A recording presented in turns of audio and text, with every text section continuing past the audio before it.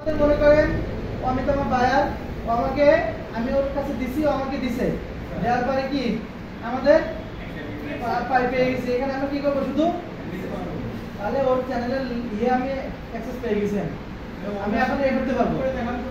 হ্যাঁ, এই যে আমি সুইচ করবো, চ্যানেল সুইচ করলাম, ও চ্যানেল আমার আমার মধ্যে আসছে, এই যে চলে আসছে।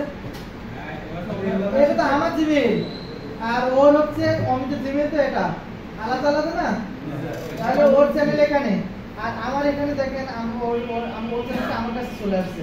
এখন বলেন তো স্যার, আমি এই চ্যানেল তাহলে কিভাবে চেঞ্জ করবো? আমরা সুইচ দেখেন ইউটিউবে যাই, আমার চ্যানেল আছে একটা স্যার, হ্যাঁ এখানে এটা হচ্ছে আমার জিমেইল সুইচ অ্যাকাউন্ট করলে এই যে হচ্ছে ওটা, এখানে যাবো, এখানে দেখেন সুইচ অ্যাকাউন্টে যাবো, যাওয়ার পর ওটা আসছে। দেখেন আরেকটা আমি এই এর কাজ করছিলাম, মূলত সব কাজ করছিলাম এটা ন্যাশনাল অফ ড্যান্সার।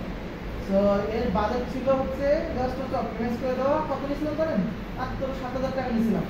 এইটুকু কাজ করছি তাই 7,000 টাকা নিয়েছিলাম।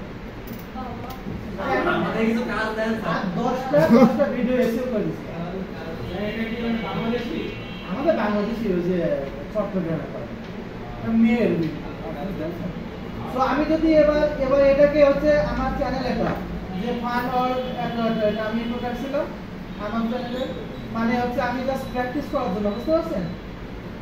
এরপরে দেখেন হেলথ কেয়ার ভিডিও, এটা যদি আমি একটু রিফ্রেশ করি তাহলে আমাদের ঠিক চলে যাবে, এখান থেকে আমার এখানে চলে আসবে যে ওর চ্যানেলটাকে আমি এখন এ করতে পারতেছি। সুতরাং আপনারা এভাবে করলেই আমরা একজন বাইরের এটা নিতে পারবো, চ্যানেলটা নিতে পারবো। মনে ঘাটা নাকি অনেক ভালো হয়েছে। ওকে, আচ্ছা এখন আমরা একটা চ্যানেলের সেটিংটা ঠিক করতে পারবেন না? তাহলে আপনারা এখন সবাই আপনাদের চ্যানেলটা করে ফেলেন, যে কাস্টমাইজ করে ফেলেন, তাহলে যদি ভিডিওতে চলে যায়